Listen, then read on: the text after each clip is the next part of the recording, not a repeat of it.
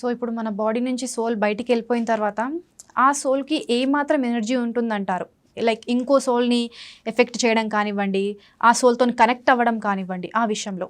ఇప్పుడు ఒక ఒక బాడీ డ్రాప్ అయింది అంటే ఒక మనిషి చనిపోయాడు అంటే ఫిజికల్ బాడీ నుంచి మిగతా బాడీస్ బయటకు వచ్చాయి. అంటే ఫిజికల్ బాడీ ఒకటే పోయింది, మిగతా అన్నీ ఉన్నాయి. అంటే ఏంటి, వాళ్ళకి ప్రాణమయ కోశ, మనోమయ కోశ, విజ్ఞానమయ కోశ, ఈ కోశాస్ ఉంటాయి. అంటే ప్రాణమయ అంటే ఎనర్జీ. వాళ్ళు ఆ లైఫ్లో ఆ బాడీ తోటి ఎంత సాధన చేసి ఎనర్జీ గ్యాదర్ చేసుకున్నారో అదంతా ప్రాణమయ కోశలో ఉంటుంది. మనోమయ కోశ అంటే ఆ మనిషి జీవితంలో వాళ్ళు చుట్టుపక్కల మనుషులతోటి ఎలా బిహేవ్ చేశారు, వాళ్ళ ఎమోషన్స్ వీళ్ళ ఎమోషన్స్ వాళ్ళు ఎంత తీసుకున్నారు, ఇచ్చిపుచ్చుకున్నారు, దాన్ని బట్టి వాళ్ళ నెక్స్ట్ లేయర్ ఉంటుంది. సో అలాగే విజ్ఞానమయ కోశ ఎంత నాలెడ్జ్ని గ్యాదర్ చేసుకున్నారు. సో ఇలాగా ఫిజికల్ బాడీ ఒకటే డ్రాప్ అయింది, మిగతా బాడీస్ ఉన్నాయి కదా, మిగతా బాడీస్లో ఎనర్జీ అలాగే ఉంటుంది.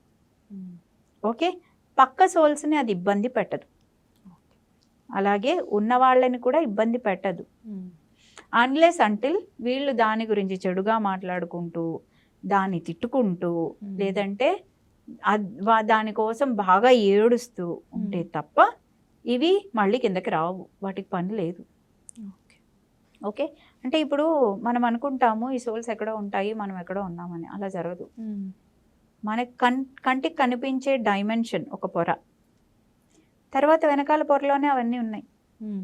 మన ఆ పొరలోకి చూడలేకపోతున్నాం, ఆ డైమెన్షన్లోకి చూడలేకపోతున్నాం, కానీ అవి మనం కలిసే తిరుగుతున్నాం. మన కంటి చూపుకి ఎంత పాసిబిలిటీ ఉందో అంతే మనం చూడగలుగుతున్నాం.